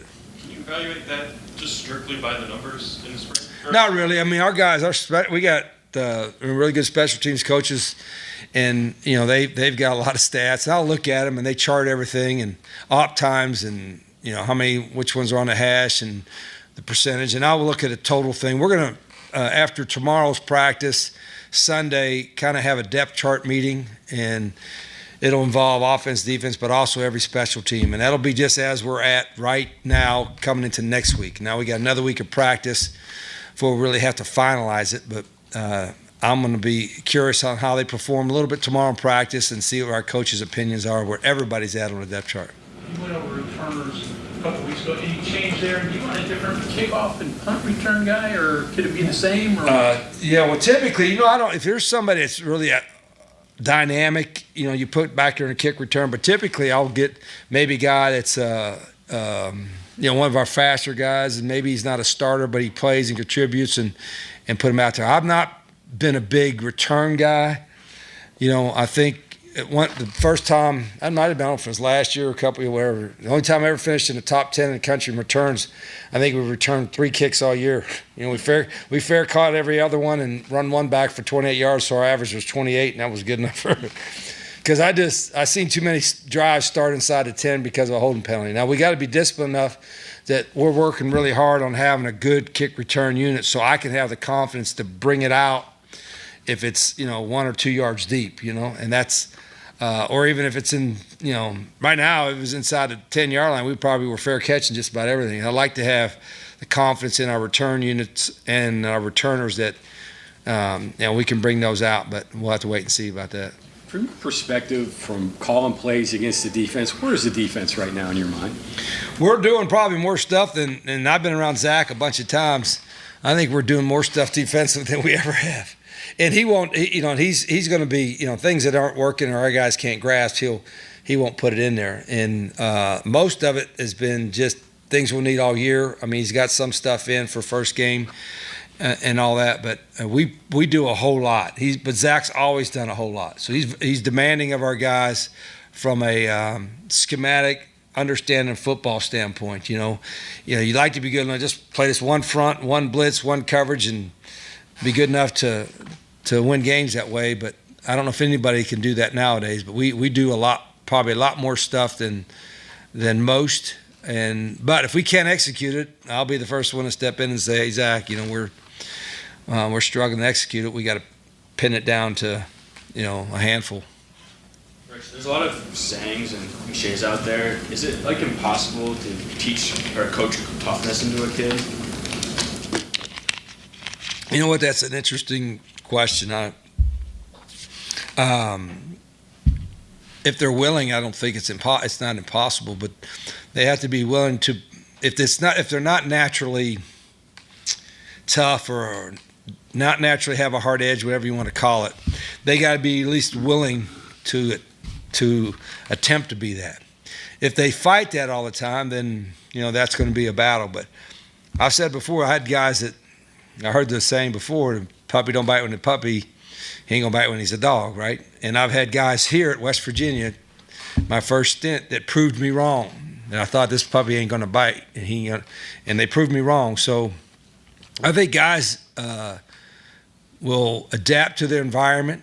And here, not everybody's gonna have the same level of toughness, but there's a certain degree, I hope, of toughness and hard edge that you have to be in this program. And it's natural for some guys. Other guys, it's not as natural, but they all have the capability of doing it. With the scrimmage, are you looking for the same things, different things now that you're deeper into it? Yeah, probably a little more situational stuff today, yesterday, tomorrow. We did a whole bunch of different situational stuff. End of half, end of game, minute left, 20 seconds left, 40 seconds left, 3rd and 10, 2nd and 1. There's different red zone, gold zone, backed up on the 1 yard line. We did a whole bunch of that, and tomorrow will probably be very much the same. Because I don't want to assume, even though some of these guys have experience in other programs or playing college, I don't want to assume that they've all been in these situations. And so that's a big part of what the last couple of days have been and what tomorrow's going to be. As you've started on a little bit of coastal prep, can you just discuss some of the challenges of trying to navigate Yeah, you don't really know. In particular, they're got a whole new staff, so we know what that's like. They're going to have a bunch of new players, and so you're a little bit of guesswork going there, and then you could kind of study what that staff or those coordinators have done in the past. But it's the first game of the year, so you're likely to see a whole bunch of new stuff. So you can try to prepare us like them, and they can prepare for us, but there's a lot of stuff that we're doing in all three phases that we hadn't done before. So I think everybody's that way every year. The first game I always found the first 2 games, but particularly the first game, is the most difficult to prepare for from a schematic standpoint. So you got to be foundational and fundamentally strong going into it. You kind of just work on you and then react to what they do to you? Is that kind of how you do it? Well, a little bit. Like everybody's got a system. Like, for us, it's like on offense, defense, and special teams, we have what I call, this sounds like clinic talk, but what it is, we have what we call the answer sheet. Like, this is our answers if they do this. This is our answers if they do that. This is our answers if they do this. And so you got to have an answer sheet for every front coverages, all that kind of stuff. The same way for defense, from personnel groups to formations. What are your answers to that? And the same thing in special teams. You got to have your answers. So the answer sheet is something that we'll finalize this week, the next 4 or 5 days. And then it's not just the coaches knowing it. Hell, that's our job. It's to getting our players to understand and anticipating what those answers would be.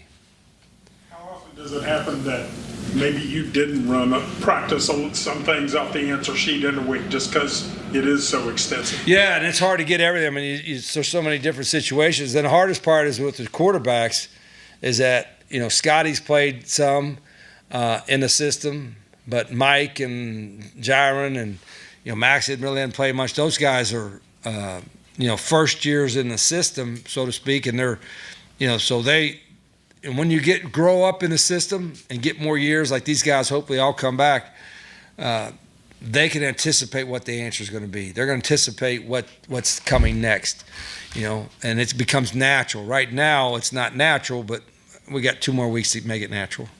Is there a sense of anxiousness maybe that you're starting to prepare for Coastal 2 weeks and you just want the season to get here?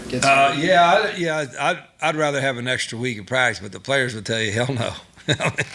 All right, let's play a game next week, and we're tired of practicing. So I don't think coaches ever tell you they wouldn't take more time. But, this has been the most unique one because it's only 2 weeks of camp. So it didn't really feel like we had a camp, the grind, whatever you want to call it. So we tried to go a little bit more this week in practice. But it's, I'm excited for our team, our players. I'm excited for our fans, and I'm anxious to see what we got too. I think I have an idea, but I've been doing this a long time. I could get fooled. I think it's going to be a fun. Still think I said this before. I didn't make predictions, but I think it's going to be a fun team to watch. I hope it's fun in the right way.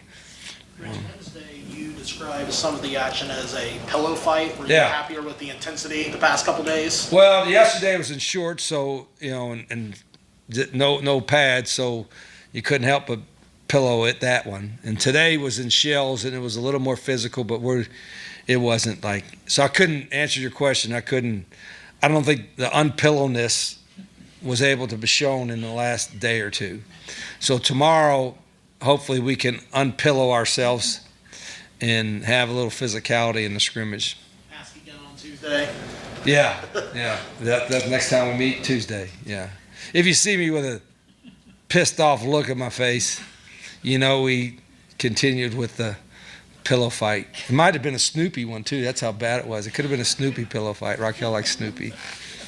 Rich, 2 players that took really unique paths to get here. Emerson Joy, and then the basketball kid from Indiana, who, originally from Africa. So yeah, Jonas Beal. Yeah. So what's your thoughts on those two? Obviously, Jonas. You can see his athleticism. Golly, he's gonna, he's got a great career in front of him. He's very eager to learn. Everything is new to him, and so he's really raw. But he runs like a tight end or even a wide out. He's got great athleticism. So really excited about him. And Emerson, we kind of, we saw him, and man, this guy's got, he's got great size. And, it's different. The first thing I said, we have 4 downs here. So, you got an extra down maybe to get a sack or something. So, if it's 3rd down, don't think it's all over. There's no 4th down there. But he's been great, and he's catching on quickly. He was a little late here, so he wasn't here all summer. But I think he's going to be able to help us. You have players like Jonas or like even Toby Hastrup who have a little bit less football experience in their career, started a little bit later. Is there any advantage to being able to kind of teach them from the ground up? I think so. If you're referring to they don't have bad habits because they don't have any habits, But he's, his mentor Roosevelt Barnes has been Rosie's been great for him. He's taught him a whole lot of football, so it's really helped him more than a guy that with his lack of playing time in football. So he's progressed a tremendous amount because of his mentor in the last year. And with the 3 line coaches that we have here, I could see it in it's been 3-4 weeks. So I really excited about it. The nice thing about Jonas is that you could tell that he loves ball. He'll be out here on his day off putting a helmet on and doing extra work outside, and he's like a sponge right now. The sponge is squirting out from all over the place because his head is, because we go pretty fast on offense sometimes, so it can kind of get him. But he's a lot further along than he was a week ago, and he'll be a lot further along in a week than he is today. Cam Torber, where's he at in your eyes? Yeah, I've been, Cam Torber's was a great find for us, but we knew about it from our time in Alabama. So, and I knew it then. I'm like, we're going to try to get him at Jack State. And I was like, I hope nobody else finds out about this guy. But you come from the state of Alabama, people are going to know who you are. And he's done an outstanding job. He's going to play as a true freshman. He'll play on defense. He's going to play on special teams. I'm really, really excited for Cam Torber. I think is he one of the guys talking today? Yeah, he's a great young man too. He's going to have a great future here. Size and speed, he's got. Yeah, he can run. He's one of the biggest guys we got. He might be the fastest backer we have. I don't know the speed wise, but he's got, he comes from good bloodlines, with his family, and he's just a really good football player. And I'd take a bunch of Cam Torbers, I can tell you that.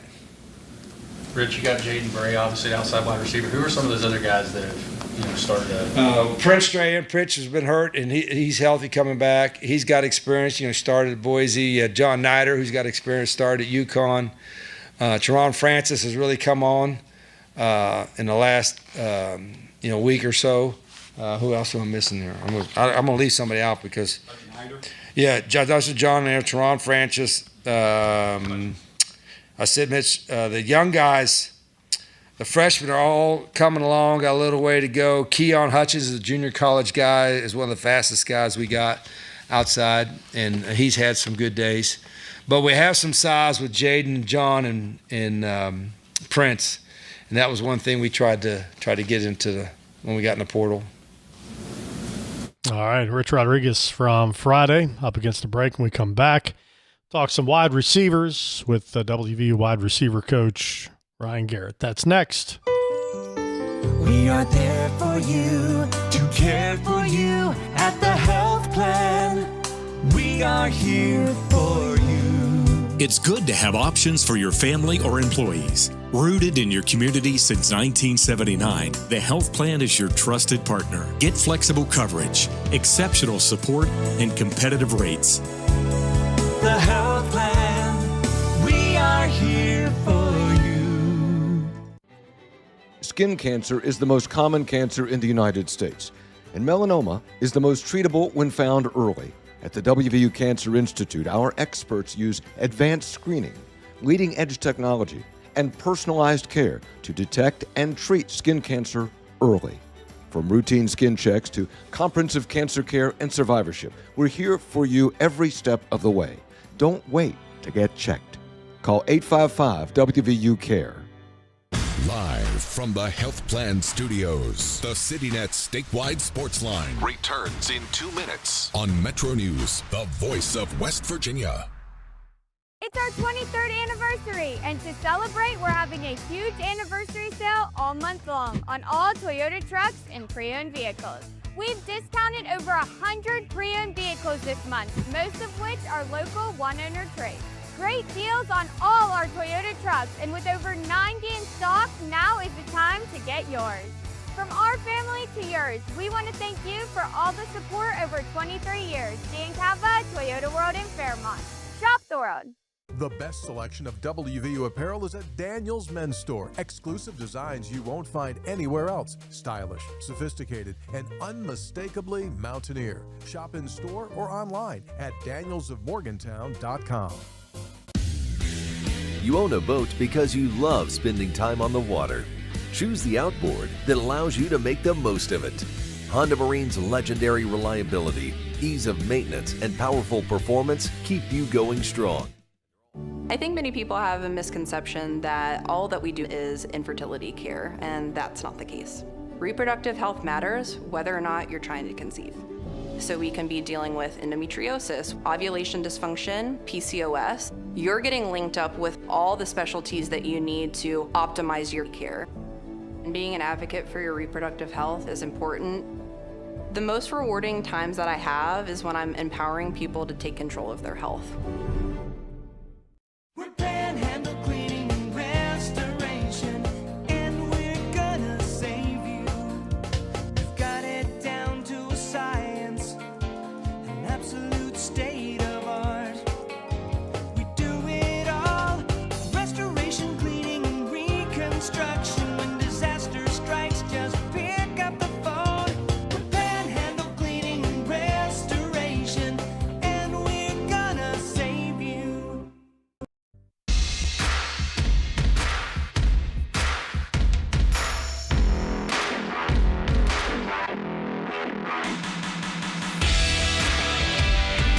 All right, 19 till the top. Ryan Garrett, wide receiver coach. I listened to his presser from Friday. You still got Nikki Izzo-Brown from today following Mountaineers' victory over Duquesne. We'll do that in the final segment. First, let's talk some wideouts. How's your group going today? Right now, are you happy with where they're at? I am. I'm really happy. They've been working hard. We challenged them, ending fall camp a little earlier than I'm used to this year. We told them that last week, leading into this week, was kind of our separation week. Really challenged those guys. Gave each of them a list of what they'd been doing well and some things they needed to work on. Try to narrow our focus, but they've been working really, really hard, so I'm excited to play somebody else soon. What does a guy like Jaden Bray need to work on? He's been around for quite a while. Yeah, that's a tough question because he hasn't played as much as he'd like to or we would have liked him to play yet. The kid is super conscientious. When it's something technique-wise that we notice on film, he's constantly working it. He's in here early, he stays late. It's just Bray just needs to get out there and play. And he's in a position right now to do that, so we're really excited about where he's at. Talk about Prince a little bit. Coming from USC, didn't play much, but had a pretty good start at Boise State. Talk about him a little bit. Yeah, well, Prince got hurt at USC as well in the first game, so I don't know what that role would have looked like there for him. I know he's a really dedicated kid, obviously has great length, and you see what he was able to do at Boise. But he's come in with a mindset that he's ready to work. I've been really pleased with that adjustment for him coming here. You never know how it's going to be because he's been out in Idaho and USC. This is a totally different part of the country, but he treats it like he's a pro. Obviously with his brother being in the NFL, that gives him a little bit of an advantage, I think, over your normal transfer where he knows what that looks like and he knows what those habits look like. So he's done a great job integrating with our group, and he's been working his butt off, so I'm excited for him to get a couple opportunities soon.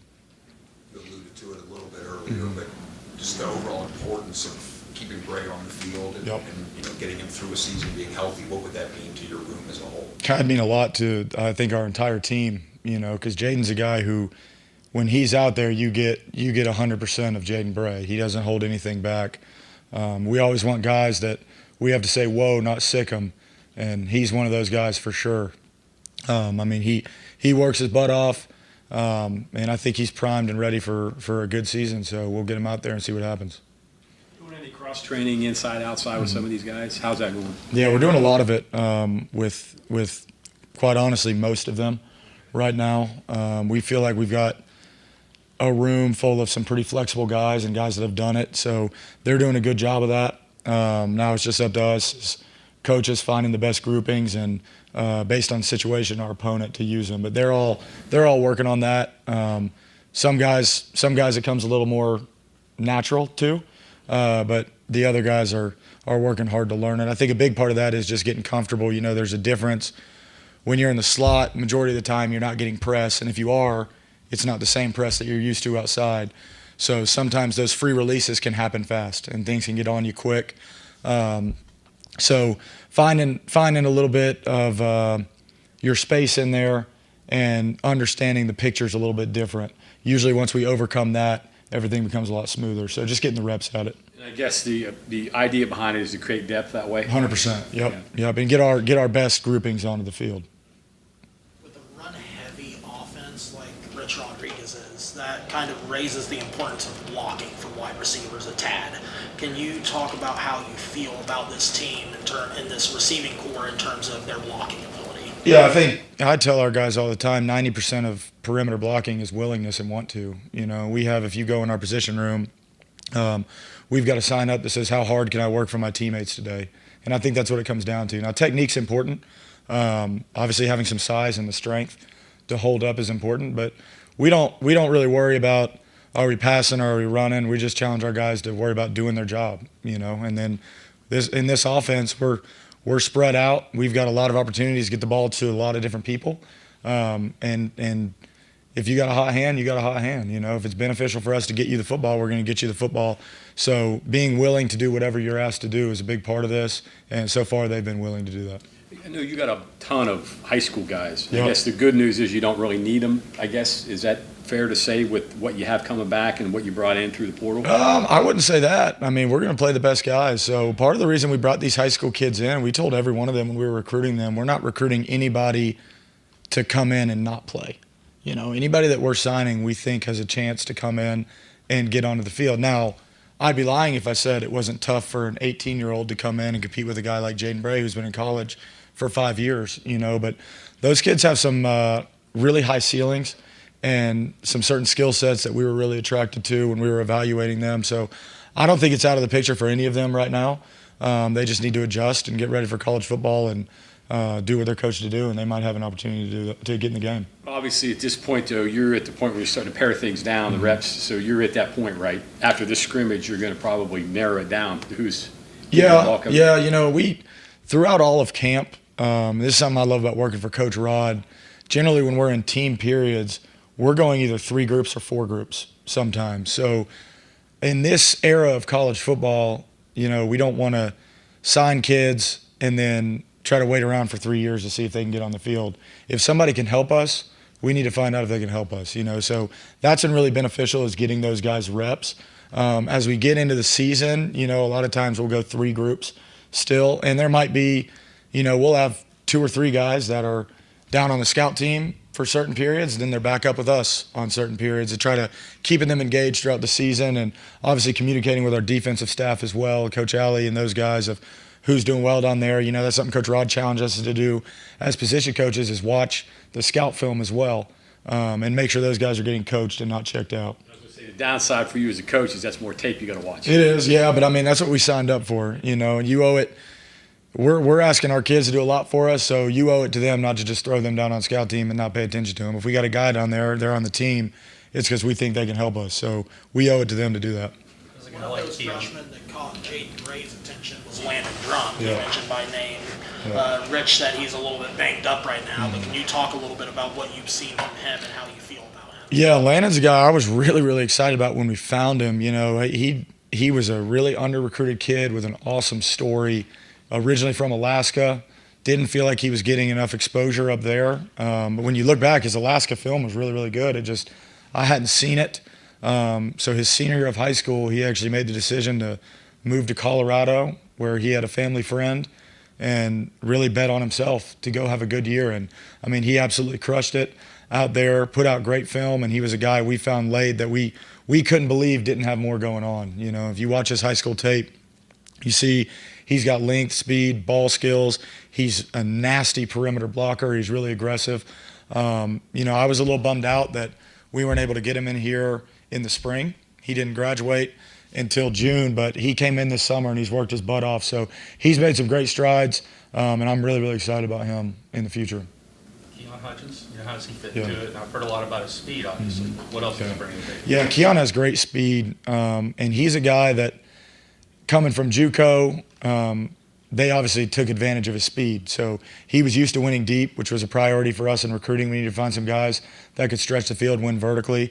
Since he's been here, we've been focused on a lot of finer details. Big challenge to him last week was getting open in quick game, finding ways to get separation right there.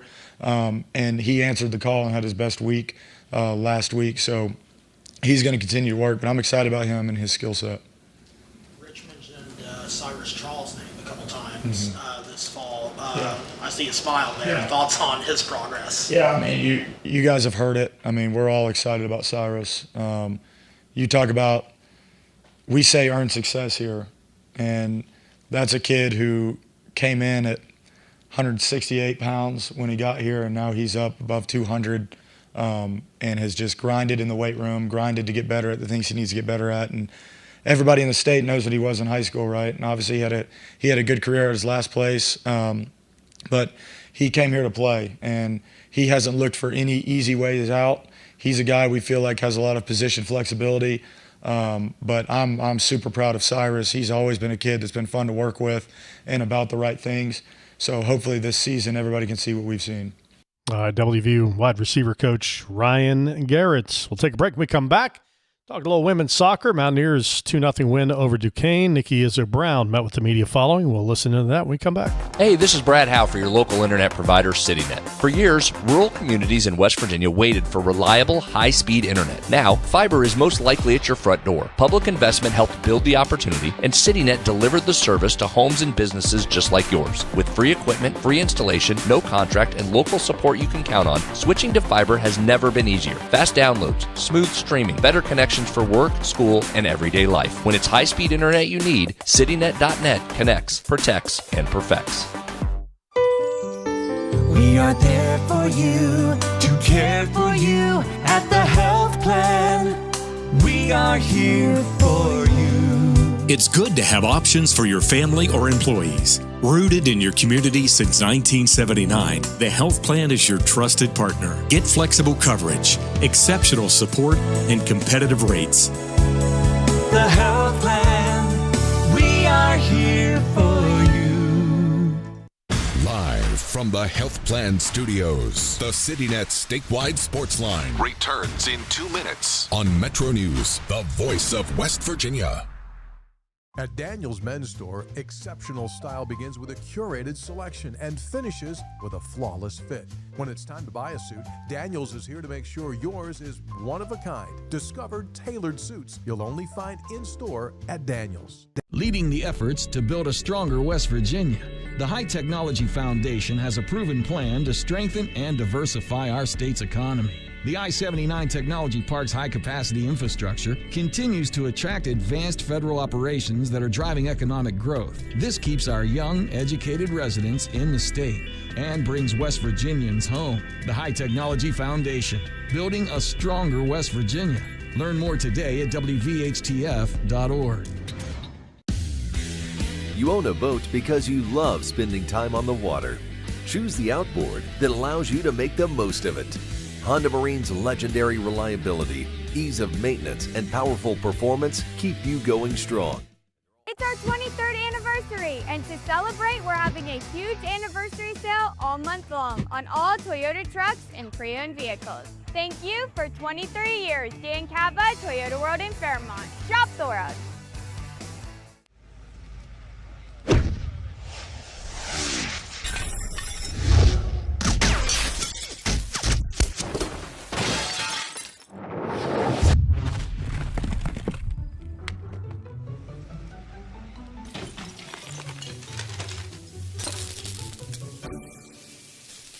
I'm Sean Kovich, Mountaineer Golf Coach.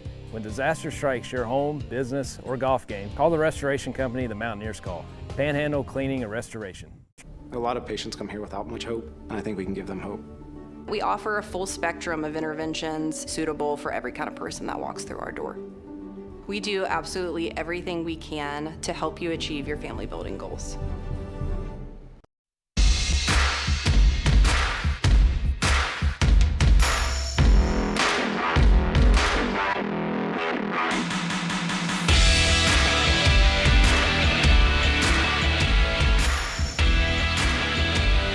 All right, final segment. Mountaineer women's soccer team, a 2-0 winner over Duquesne earlier today across town. Nikki Izzo-Brown talking with the folks afterwards. Nikki, to start with Sophia, she has the game-winning goal all three games off the bench. Super Soph. We're not going to jinx her, but wow, is that kid been incredible. Just nothing. I tell her to play in the back. I tell her to play up top. I tell her, you're not starting, you're starting. She doesn't bend at all. She just says, okay, coach, and then does her job and does it so well. Do kids have to have something special to be able to come in as a sub? Yeah, I mean, I think that for Sophia, really just getting a feel for the game quickly. I think that's always hard, but also being laser focused on what's happening with the minutes that she's on the bench. So I think it is complicated, but she does it well. Is the ability to adjust to different game conditions Yeah. that you're talking about, does that just come with game experience, or do some people just have it? I mean, she did it last year for us. She was definitely, a spark plug off the bench for us and was able to give us that. And I think it's definitely experience. She's a junior now, and And those are really important minutes, and she's just really effective in those minutes. You discussed in the preseason the importance of needing to protect home field in the non-conference. What can you say about the 3-0 start and where your team's confidence level is through these matches? Yeah, I mean, this was our first Sunday, so we really needed to see how we do with a Thursday Sunday, because that's a monster. And I thought that the girls did really well with that. It's critical for postseason and beyond for us to win at home, and they just kept grinding it out, and the block that Duquesne put on us was complicated, and we finally broke through.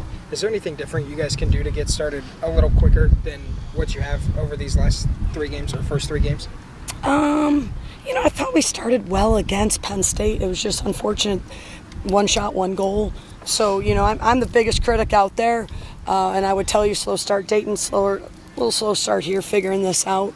So again, we'll keep leaning on the leaders, and we'll keep recognizing what we have to do to go a complete 90.